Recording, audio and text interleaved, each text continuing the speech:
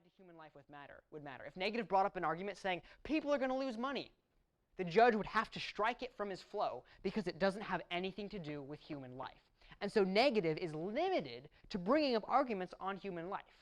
So negative is confined to this little box of all the arguments that apply to human life. With net benefits, the box is like bigger than this whiteboard because they can bring up, we're going to bring up economics, we're going to bring up human life, we're going to bring up puppies, we're going to bring up Africa, we're going to bring up Myanmar, we're going to bring up Europe, we're going to bring up personal stories, we're going to bring up my big toe, we're going to bring up like, go crazy. Like these are like, judge, look at this. All of this like sucks. And they're like, oh, well, we've got like 5 advantages. Yippee-ki-yay for us. Like, and you're like, and they're like 5 advantages. And the judge sees you going like, and he's like, I guess negative wins because under net benefits, there's a crap ton of bad stuff happening in the affirmative plan. Yes? So does the affirmative set the criterion? Yes, they do. Now, if they set a criterion for human life or a narrow criterion, you can debate it. You can get up there and say, Judge, I don't actually think that human life, okay, well, first of all, don't say you don't like human life. Judge, I love human life. I don't think it's an adequate criterion for today's round. Why? Because it doesn't take into account the big picture. It doesn't take into account a lot of the things that the negative wants to argue today. And we believe that if you don't take into consideration every single thing that we have to offer, then your mind will be amputated from the real core of the debate. I will add something to that. One of the best responses I ever heard to any criterion, especially something unfair like that, is that this creates a tunnel vision for the policy that we're trying to make. So true. Right. One value or criterion in mind. Like, think about it like this, all right? Yeah. The bombing of Hiroshima and Nagasaki, what did that do? Yeah. It ended World War II, it protected our country, but it took a massive loss of life to accomplish that. Exactly. The AF would never have implemented that. They're only using one thing to determine right. probability of policy. And when you're debating a criterion on negative, use big words for the judge, like tunnel vision. Judge, this is going to give you tunnel vision. I use the word amputate. This is amputating your brain. This is going to separate you from the truth. Like, get the judge to think about this in big terms, so that they'll be like, yeah, you know what? I want to look at the big picture. I want to be able to consider everything because a good decision takes into account all of the variables. Yeah. So the affirmative chooses the criterion, but the judge can sort of change it in their mind. Like if he says we're going to look at human life, right. You point out, no, I want to go beyond that. The judge right. can say, I'm going to look beyond that. Well, you have to present a counter criterion. So you have to say, you can't just say your criterion's bad because then AF's like, well, it's the only criterion in today's debate round so far. You present a counter criterion of net benefits. So the judge then knows this is what we should be arguing. Net beneficiados. Then, of course, you get the weird scenarios where you argue that saving billions of dollars is a lot better than saving multiple lives. Which is very interesting. How much is a life worth? You get into really like a meta debate about debate. Why are we here? You know, how do things go down?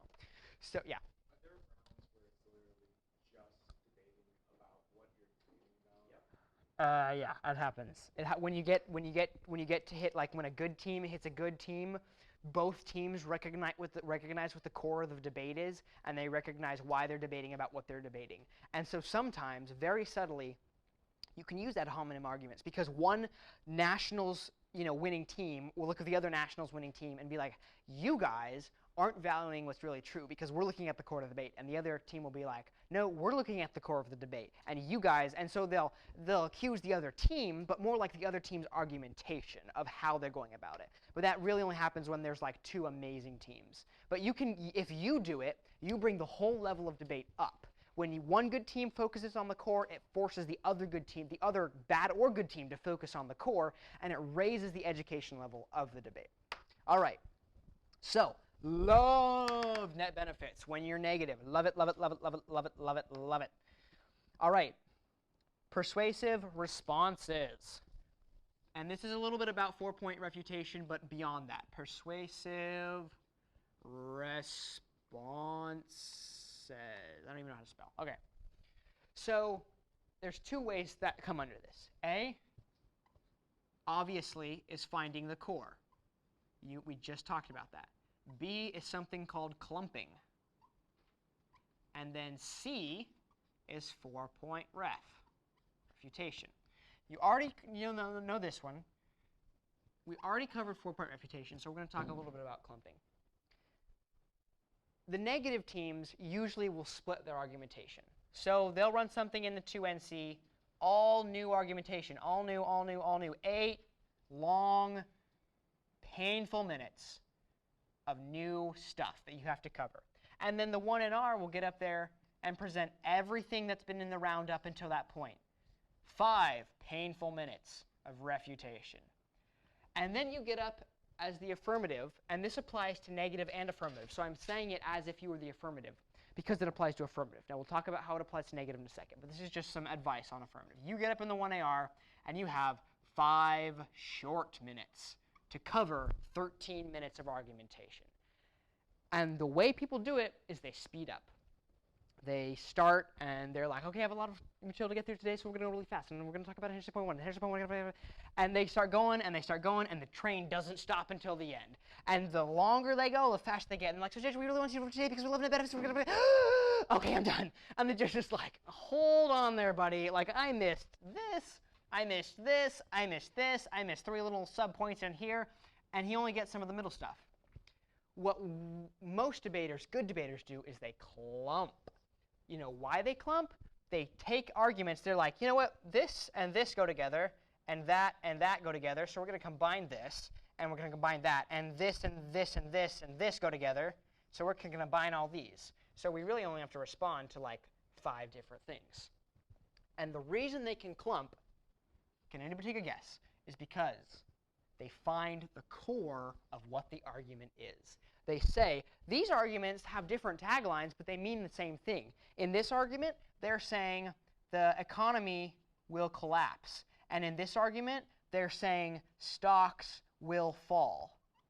Say that's 2 different disadvantages. A collapse of the economy and stocks will fall. You know what? That really means the same thing. What it really means is that the economy is weak. And so I'm going to respond with 3 points under one argument for why the economy is strong. And it will take out both of these arguments. Boom, shakalaka. What now? And so then it not only does it find the core of the argument, but it clumps it and saves time. So on the negative, especially in the 2NR, the last negative speech of the round, you want to find the core and clump all of the arguments in the 1AR. Because if you hit a team that doesn't do this, if you hit a team that just gets on the speed train and doesn't get off until he's done with his 5 minutes, and let's say he covers all of it, because I've seen debaters cover all of it. I've seen like STOA debaters get through 7 disadvantages, 5 solvency arguments, a response to inherency, a response to topicality, a counter criterion, and 4 attitudinal solvency arguments in 5 minutes. And sometimes it's impressive because they can cover it all. So then you're like, dang it, like now I have 5 minutes to get through everything he just covered. Well, guess what you do? You do what he should have done. You clump. You find the core. You put arguments together. And so the 2NR is where you would use clumping and finding the core of the arguments. You've got to think hard about it. And usually you should take prep time to do it. But it really pays off, I promise. Yes?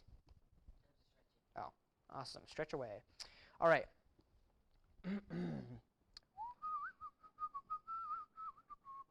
And most of the time, you want to narrow it down to disadvantages and advantages. Why?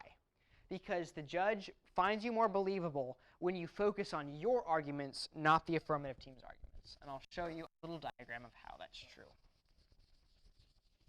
So let's say the 1AC gets up there and gives 8 minutes of his arguments.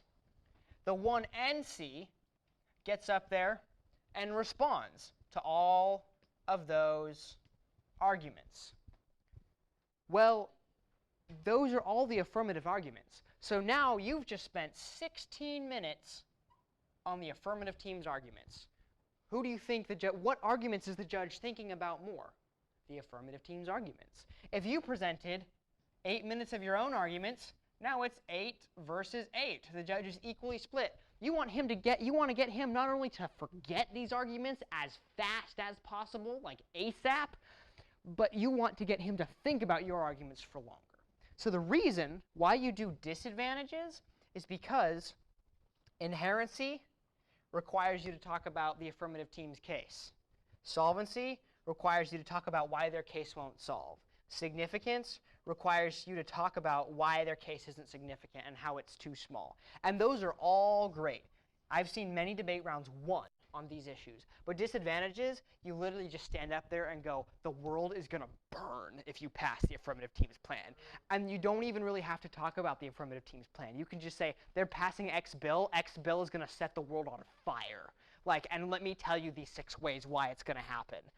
And you get to talk about your arguments, why the world is going to go into the apocalypse, why zombies will happen if you pass the affirmative team plan. All of that great stuff, and they're your argument. All of that great stuff.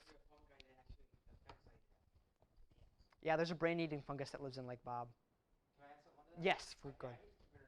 No, go ahead. I love it. This was my last year of debate, and there's one thing that I took out of it, and it is that the disadvantages act as the biggest impact Yeah. on all of your other arguments.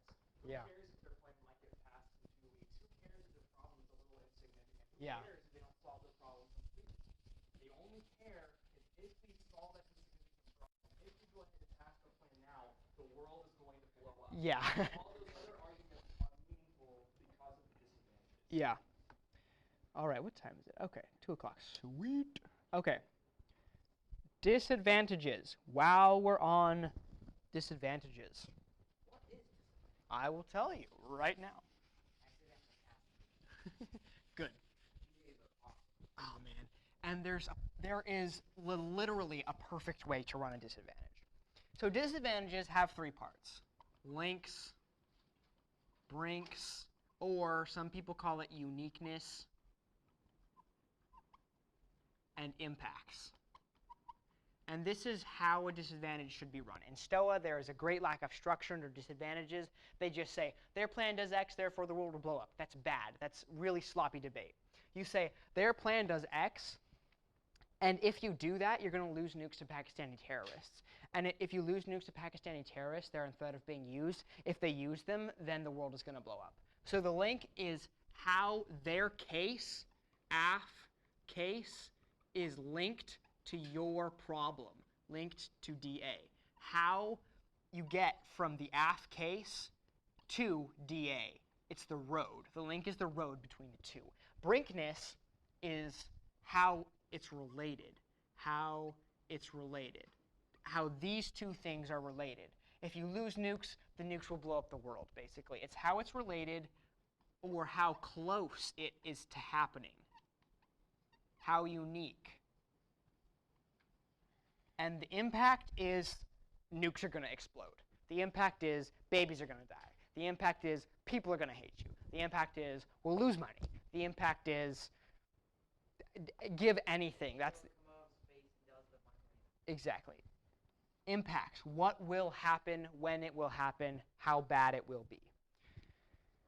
That's a disadvantage. How Isaiah likes to structure it is this. This is a standard disadvantage. Link, brink, impact. Pretty neat. Until the affirmative comes in, AF responds, and they go, shh, if the Pakistani terrorists get nukes, it is proven that they will fire them at India, not at the US. And we have this with 3 cards. So now you're stuck with a really neat disadvantage, but it's missing its impact. Or they're like, okay, so you say they launch them at America. We go, the Pakistani nuclear security facilities are surrounded by 17 feet of barbed wire with 37 secure agencies, and you have like a 12-foot-inch vault where all the enriched uranium is. There's no way on God's green earth they'll ever lose a nuke to terrorists. The strange thing is that it's actually very possible. Like, if you say that will happen, most likely it will be the opposite of what that is. It's just common. I'll add on a quick example about that. My partner and I ran a case about online voting this year, and everyone's DA was that this facility is going to be broken into. Yeah.